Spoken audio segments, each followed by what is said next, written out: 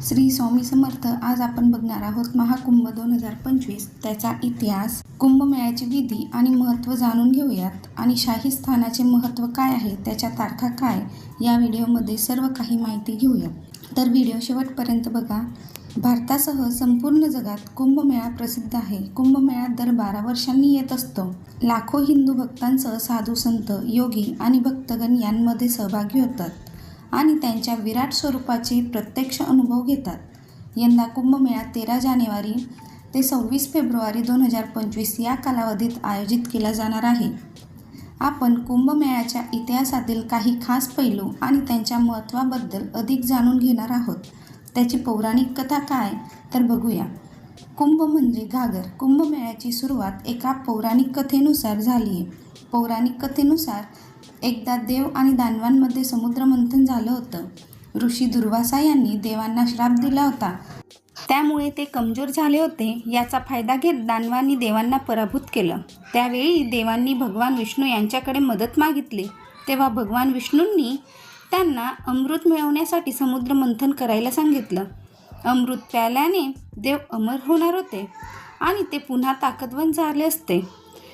जो समुद्र मंथनात जो जिंकेल त्यांना अमृत मिळणार होतं। त्यानंतर देवांनी आणि दानवांनी समुद्र मंथन करण्यास तयार झाले। समुद्र मंथन झाले तेव्हा त्यातून अनेक गोष्टी बाहेर आल्या। यात कामधेनू गाय, विष आणि शेवटी अमृताचे घागर निघाली। अमृताची घागर बाहेर पडताच ते मिळवण्यासाठी दैत्य आणि देव दोघेही भांडू लागले। या दरम्यान इंद्राचा मुलगा जयंतने अमृताची घागर उचलली, तेव्हा दानवांनी त्याचा पाठलाग केला। या दरम्यान देव आणि दानवांमध्ये 12 ठिकाणी लढाई झाली।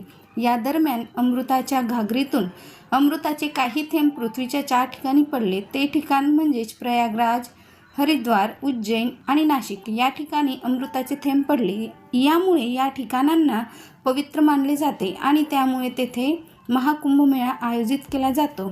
12 वर्षांनी का होतो महाकुंभमेळा? आता अनेक लोकांना प्रश्न पडला असेल की कुंभमेळा दर 12 वर्षांनी का आयोजित केला जातो?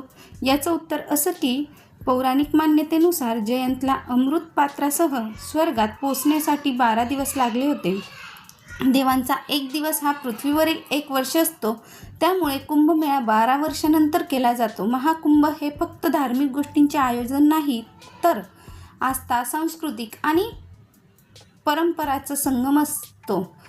या मेळ्यात लाखो भाविक नद्यांची पाण्यात पवित्र स्नान करत असतात। हे स्नान केल्याने भाविकांचे पाप नष्ट होतात।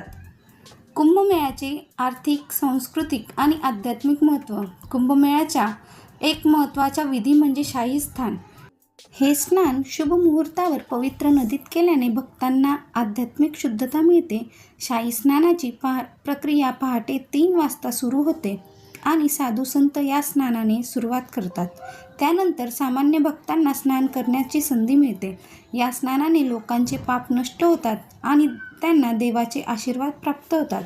2001 मध्ये पार पडलेल्या महाकुंभ मेळ्यात 3 ते 7 कोटी भाविकांनी सहभाग घेतला होता आणि याची नोंद गिनीज बुक ऑफ वर्ल्ड रेकॉर्डमध्ये झाली।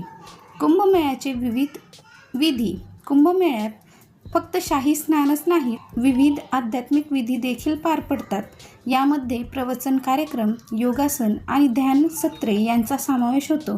दररोज अनेक पंडालमध्ये प्रमुख संत आणि गुरुधर्म, अध्यात्म, रामायण, महाभारत यावर प्रवचन देतात, ज्यामध्ये भक्तांचा उत्साही सहभाग असतो।